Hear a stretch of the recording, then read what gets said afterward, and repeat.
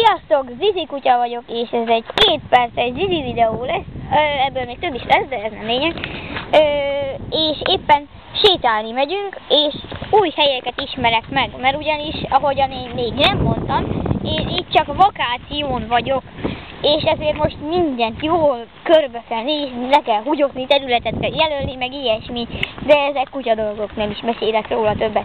De most nézzetek el erre hátra, hogy mekkora bazi nagy dombok vannak, és milyen nagyok ezek a fák, mint valami óriások, vagy valami ilyesmi, egy kicsit túlszűrözött óriás, és milyen szépen kiszentítve le van nyírva a fű, mindenhol ugyanakkora.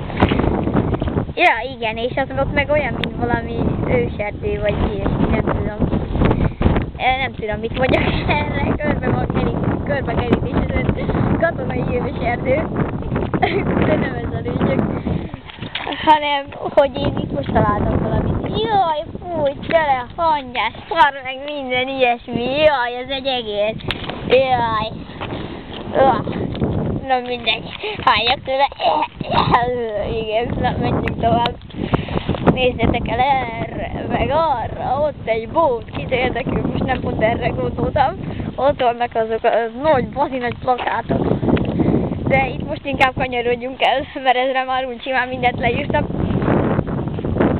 Igen, és amúgy nézzétek meg csak, olyan mindegy laksi. Nem? Dani, a bokrokat idehozd már. Jó van, na. Igen, most jár körbe már. Jó van, bocsi. Mostanában kicsit dühös vagy. Hát, mert soha nem azt csinálod, amit kéne. Na mindegy. Mindjárt vége a videónak. Na, sziasztok!